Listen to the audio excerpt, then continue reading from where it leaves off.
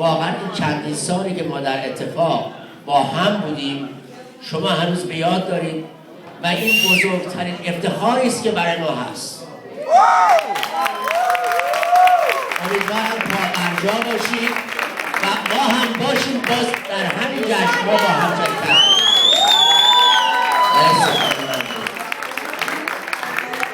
اما یه خاطره من براتون بگم. نه گذشته از خاطرش.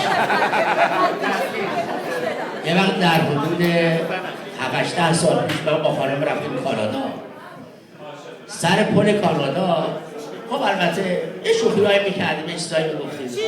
بعد خانم در اومد گفت که انشالله که یکی از محصولات الان اینجا پیدا بشه. و اتفاقا یه نفر ما یادم رئیس کی بود من گفت آقا سلامت شب بخیر. اونی گفت آقا این خاطره اونجا. ولی از خاطر اتفاق خیلی هست خاطره. چقدر کتک میزدی؟ آقا چون شما فقط همش کتک کاری من کجا کتک زدم؟ تو کتک میخوردی؟ از دوباره بله از کجای خانم معمار. خانم معمار حقش بود آقای نمیدونم شایدم آقای سلامت از گفتگوی فرشید خب حرف تموم شد. من فقط آقای باید با آقای بهکار کار چرا با آقای یه از این خودکار آنتنی ها مد شده بود شما خریده بود زد انقدر تو کله من مهم ماشینش این ماشین درسم که صدا میکنه ماشین چون بود تو شد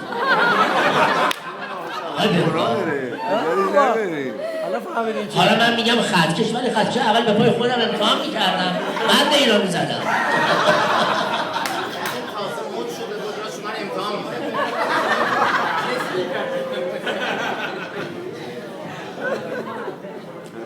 من میخوام از آقای سلامت تشکر کنم که تشریف آوردن و آقای بهکار اینجا هستن. اگر که میخواین یه چیزی بفرمایید به دانشجوهای قدیمیتون. درس فیزیک بنویسید.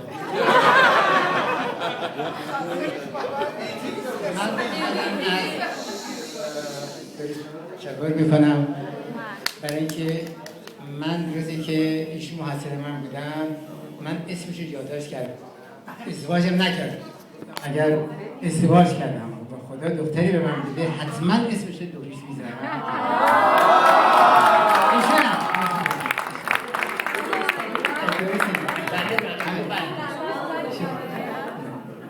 بعد امشب بسیار بسیار روز شب خوبی برای من هست. آقای سلامت بعد از سالها دیدم، شما ها رو دیدم، خاطرات اون روزا بسیار بسیار شیرین، اتفاق که هیچ وقت تکرار نخواهد شد امشب به نحوی تکرار شد و باعث خوشحالی من هست و خوشحالم از زیارتتون. من یه خاطره کوچیکی از اتفاق دارم بسیار جالب بود. ساعت 8 زنگ خورد که دبیرا برن سر کلاس. ما بیخیال در باز کردیم رفتیم تو، که دبیرا میز داشتن، دیدن یک دختر خانمی معاصر هم کلاس داره صبحانه میخوره سر جای من. فلاکس چای آورد، خدا شده راست میگم، یه فلاکس چای، سینی، نون پنیر با چای شیرین. اونم یه دفعه نفهمیده که زنگ خورده شوکه شد. گفتم نه ناراحت نباش، یا من میرم بیرون یا میگه میشینم کامل با خیال راحت. این واقعا خاطره سالایی کردن که همیشه زنده. اسمش هم مینا بود، نمیدونم الان اینجا حتی هم نیمه نمیدونم. مرسی آقای بهکار. یکی از مهمونای عزیزمون اینجا last but not least خانم محبر که هممون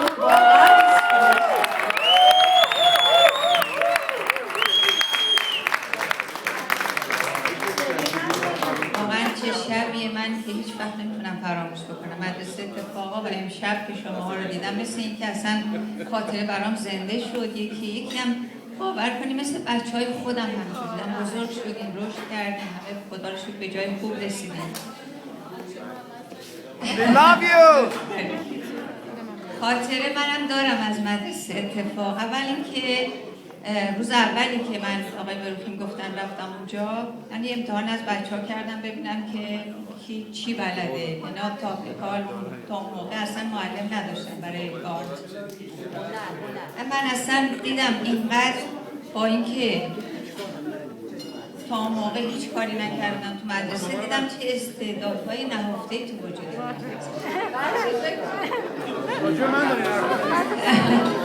من با شوق و ذوق شروع کردم اینا رو و همینطوری حتی زمین تفریح اینقدر دوست داشتم که بچه‌ها بیان یکی یکی باشون کار میکردم. هر کدوم به استعداد خودشون آزادشون میذاشتم که هر کاری میخواستن میکنن. این بردیا یکی از ما شاهده که چقدر کمک من کرد. سال اولی که بعد از 1 سال که 9 ماه که من اونجا بودم، یه نمایشگاه برای این بچه‌ها گذاشتیم که تو بخش اول شد. عکساش هستمه و چقدر جالب بود. اومدن از همه بخش‌های دیگه اومدن تماشا کردن، بچه‌ها جایزه دادن. حالا یه خاطره دیگه بگم که یه خورده بخندیم. اولا کلاس‌ها ماشاءالله خیلی شلوغ بود، بچه‌ها می‌خورده از طبقه بالا بودن، یه خورده کلاس نقاشی هم که هست که دوست دارن بازی کنم. من جدی میگرفتم کلاسم. یه کلاس بود که هر کس میرفت اونجا 5 دقیقه نشده میرفت بیرون پیش آقای بروخیم. یه کلاس پایین‌تر از کلاس دیوید ما، اسم بچه‌ها من یادم نیست. شلوغ در این کلاس بود، شلوغ بود این کلاس. بچه‌هام پر رو اصلا با کلاس معلمای ریاضی هم میذاشتن میرفتم پیش آقای بروخیم. من رفتم اینجا، من میشستم سرم پایین بود، همیشه یکی بچه‌ها رو صدا می‌زدم، میگفتم هر کس هر چی دوست داره بکشه، یکی بهشون تعلیم میدادم. همینجور که نشسته بودم عقب، دیدم از اون عقب از این خودکارا ماش پرت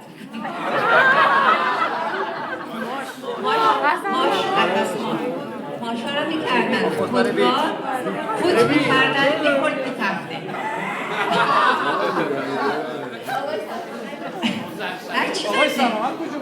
هرچی من نگاه کردم تا سرم پای میکردم دوباره میزدم، سرم بالا میکردم دیدم صاف همه نشستم. هرچی با صابون رو خوش گفتم بچه ها این غیر از انامی و کسی این تخم سگه. چرا ماش میزدی؟ کارگاه طلا سابقه تو سیاهه. خلاصه مدت طول کشید با زبان خوش گفتم بچه‌ها این کاری که میکنین خطرناکه. بچه‌هایی که میان اینجا وای میسن شما میزنین یه موقع خود تو چشمشون تو دماغشون یه جای میزدن، از اون بر از اون طرف از این بر میزدن از اون بر میزدن. خلاصه منم گفتم که خیلی خوب، حالا که با زبان خوش شما کارتون رو همجوری ادامه میدین که همینطور میزنین مرتب، من تو هر میز هر کسی رو میگردم. اگه میز هر کسی ببینم که این ماش هست و این خودکار هست صاف میبرمش به آقای بروخیم. حالا این بچه ها از بس برده بودنش به آقای بروخیم زهرش میز داوید بود. بچه ها شیطی بودن. این داوید بوده. پسر خودتون بود. رفتم تمام گشتم دیدم اون میز وسط اون عقب پسر خواهرم نشست.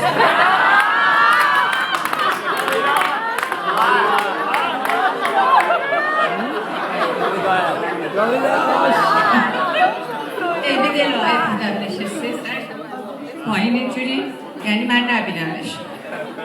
رفتم نگاه کردم گفتم دیوید جان توی داریم ماشو رو پرد میکنیم. حالا تو رو خدا ببخشید.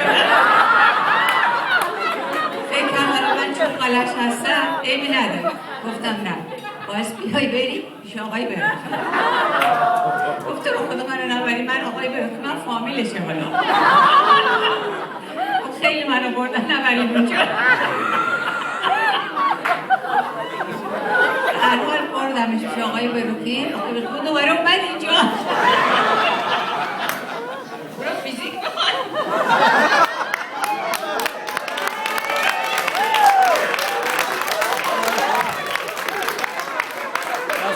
فیزیک خسته شدید به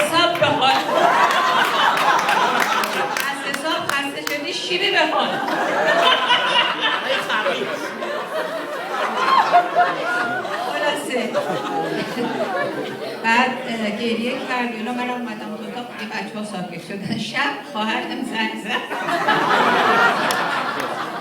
که دیوید اومد التماس کرده گفته که خدا به خاله جان بگو دیگه من نفرسته پیش آقای بگیره.